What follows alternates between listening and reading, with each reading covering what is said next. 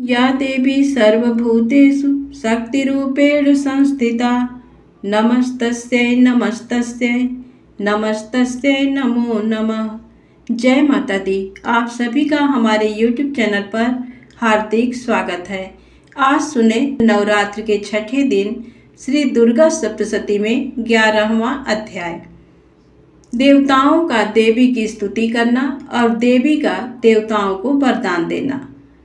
महर्षि मेधा कहते हैं, दैत्य के मारे जाने पर इंद्र आदि देवता अग्नि को आगे करके कात्यायनी देवी की स्तुति करने लगे। उस समय अभीष्ट की प्राप्ति के कारण उनके मुख खिले हुए थे। देवताओं ने कहा, हे शरणागतों के दुख दूर करने वाली देवी, तुम प्रसन्न हो। हे संपूर्ण जगत की माता, तुम प्रसन्न हो।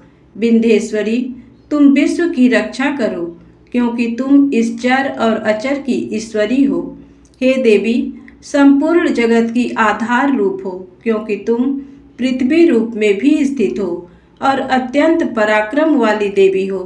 तुम विष्णु की शक्ति हो और विश्व की बीज परम माया हो, और तुमने ही इस संपूर्ण जगत को मोहित कर रखा है।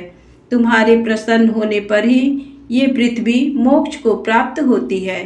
हे देवी, संपूर्ण विद्याएं तुम्हारे ही भिन्न भिन्न स्वरूप हैं।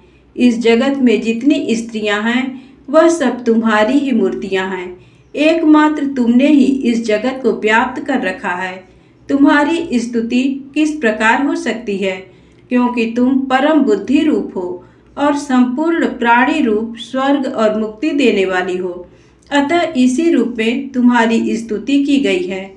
तुम्हारी स्तुति के लिए इससे बढ़कर और क्या युक्तियां हो सकती हैं। संपूर्ण जनों के हृदय में बुद्धि रूप होकर निवास करने वाली, स्वर्ग तथा मोक्ष प्रदान करने वाली हे नारायणी देवी, तुमको नमस्कार है।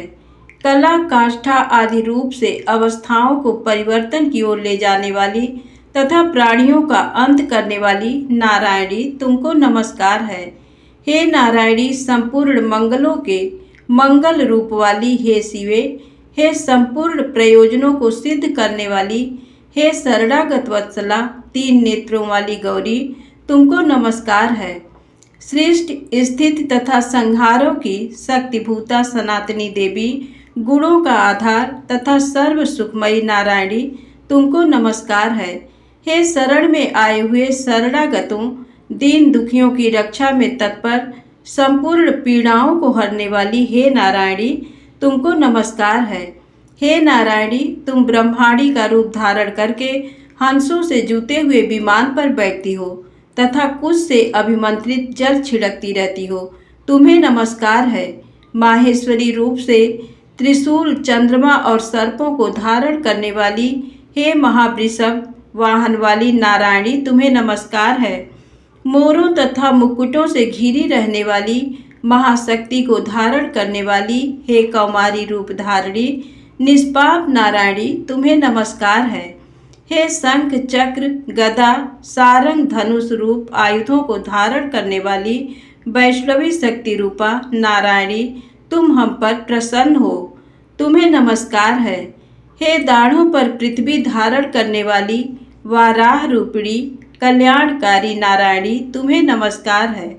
हे उग्र नृसिंह रूप से दैत्यों को मारने वाली, त्रिभुवन की रक्षा में संलग्न रहने वाली नारायणी, तुम्हें नमस्कार है। हे मस्तक पर किरीट तथा हाथ में महावज्र धारण करने वाली, सहस्र नेत्रों के कारण उज्ज्वल, वृत्रासुर के प्राण हरने वाली ऐन्द्री शक्ति, हे नारायणी, तुम्हें नमस्कार है। हे शिवदूती स्वरूप से दैत्यों के महामत को नष्ट करने वाली, हे घोर रूप वाली, हे महाशब्द वाली हे नारायणी, तुम्हें नमस्कार है। दाढ़ों के कारण विकराल मुख वाली, मुंडमाला से विभूषित मुंड मर्दनी चामुंडा रूपा नारायणी, तुम्हें नमस्कार है। हे लक्ष्मी, लज्जा, महाविद्या, श्रद्धा, पुष्टि, स्वधा, ध्रुवा, महारात्रि तथा महाविद्या रूपा नारायणी, तुमको नमस्कार है। हे मेधा, सरस्वती, सर्वोत्कृष्ट ऐश्वर्य रूपिणी पार्वती, महाकाली, नियंता तथा ईश रूपिणी नारायणी, तुम्हें नमस्कार है। हे सर्व स्वरूप सर्वेश्वरी, सर्वशक्ति युक्त देवी हमारी भय से रक्षा करो, तुम्हें नमस्कार है। हे कात्यायनी, तीनों नेत्रों से भूषित ये तेरा सौम्य मुख सब तरह के डरों से हमारी रक्षा करे, तुम्हें नमस्कार है। हे भद्रकाली, ज्वालाओं के समान भयंकर, अति उग्र एवं संपूर्ण असुरों को नष्ट करने वाला तुम्हारा त्रिशूल हमें भयों से बचाए, तुमको नमस्कार है। हे देवी, जो अपने शब्द से इस जगत को पूरित करके दैत्यों के तेज को नष्ट करता है, वह आपका घंटा इस प्रकार हमारी रक्षा करे जैसे कि माता अपने पुत्रों की रक्षा करती हैं। हे चंडिके, असुरों के रक्त और चर्बी से चर्चित जो आपकी तलवार है वह हमारा मंगल करे, हम तुमको नमस्कार करते हैं। हे देवी, तुम जब प्रसन्न होती हो तो संपूर्ण रोगों को नष्ट कर देती हो, और जब रुष्ट हो जाती हो तो संपूर्ण वांछित कामनाओं को नष्ट कर देती हो, और जो मनुष्य तुम्हारी शरण में जाते हैं उन पर कभी विपत्ति नहीं आती, बल्कि तुम्हारी शरण में गए हुए मनुष्य दूसरों को आश्रय देने योग्य हो जाते हैं। अनेक रूपों से बहुत प्रकार की मूर्तियों को धारण करके इन धर्मद्रोही असुरों का तुमने संहार किया है, वह तुम्हारे सिवा कौन कर सकता था। चतुर्दश विद्याएं, खट शास्त्र और चारों वेद तुम्हारे ही प्रकाश से प्रकाशित हैं, उनमें तुम्हारा ही वर्णन है। और जहाँ राक्षस, विषैले सर्प, शत्रुगण हैं, वहाँ और समुद्र के बीच में भी तुम साथ रहकर इस विश्व की रक्षा करती हो। हे विश्वेश्वरी, तुम विश्व का पालन करने वाली विश्वरूपा हो, इसलिए संपूर्ण जगत को धारण करती हो, इसीलिए ब्रह्मा विष्णु महेश की भी वंदनीया हो।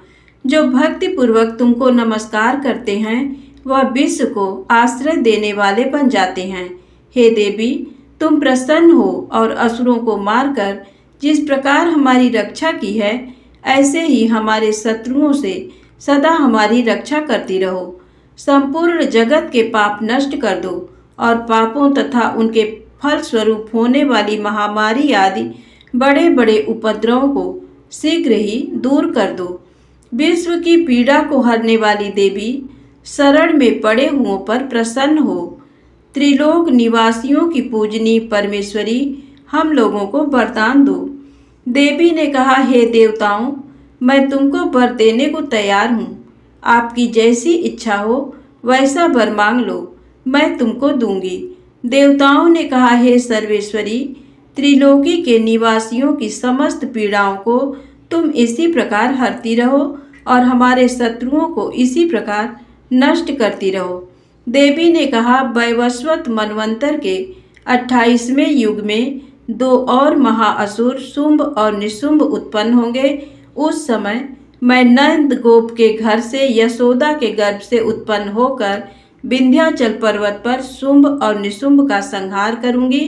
फिर अत्यंत भयंकर रूप से पृथ्वी पर अवतीर्ण होकर मैं वैप्रचित्ति नामक दानवों का नाश करूंगी। उन भयंकर महाअसुरों को भक्षण करते समय मेरे दांत अनार पुष्प के समान लाल होंगे।